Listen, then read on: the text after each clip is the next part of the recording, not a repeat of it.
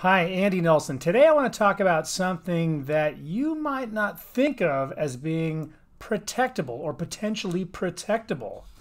Here's my story. So a couple years ago, I got involved in a lawsuit where I was defending an importer of a product. And it was a product that looked like this. Everyone has seen these, right? A little kid's kind of toddler-sized basketball hoop. And this one happens to be by the brand Little Tikes. Okay, most of us who have kids have heard of this brand. Now, the reason the client I had got sued was not because they used Little Tikes here. They did not use the brand name. They got sued because they put out a product that looked like this product. And when I say look like it, I'm talking about the shape of the pedestal or the base was very similar with the curves as you see them. The shape of the backboard was very similar, and the color combination was the same.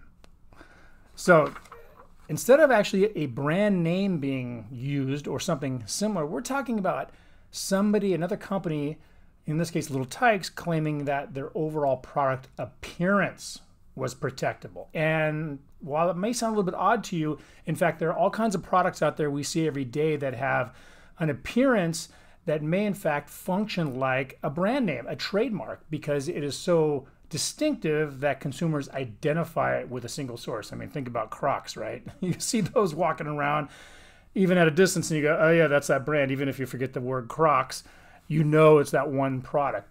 Maybe that's a bad example, but there are many more products out there that you know of that you can think of that are distinctive. They point to a single source. You recognize that they come from a single source. So I'm getting at something, right? Which is if you have a distinctive product appearance, you may in fact have a trade dress is what we call it, but it's effectively a trademark. It does point to source, and something to think about is being protectable. Now, a couple key things. One, it has to be distinctive, right? It has to be distinctive. It cannot just blend in, or it just won't function as a source identifier like a brand name or a logo or a slogan or something else unless it's particularly distinctive. That's number one.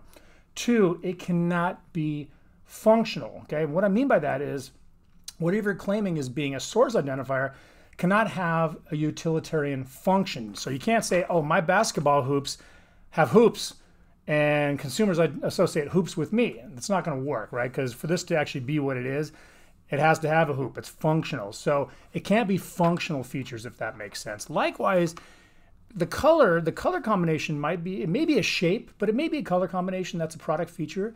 But if it's a color combination, the color combination also has to have somewhat of a non-functional feature. So let's say, this is not a good example, but let's say you're selling camping gear and you want to claim that your colors are, say, brown and green. You're probably not going to be able to say that that's a source identifier and something particular to you, because there's a particular function for green and browns. They're more aesthetically attractive for that sort of equipment. But if you made pink tents or something like that, maybe, I don't know, or pink and yellow or whatever, and that seems a little more unique and source identifying. So at any rate, think about whether you have products that have distinct, non-functional elements, design elements. It may be color combinations, it may be some other kind of ornamentation that you immediately look at it and go, oh yeah, that's from that company. That pocket knife has tassels on it or something. I mean, something ridiculous. I'm making up a ridiculous example, but some kind of ornamental feature that really points to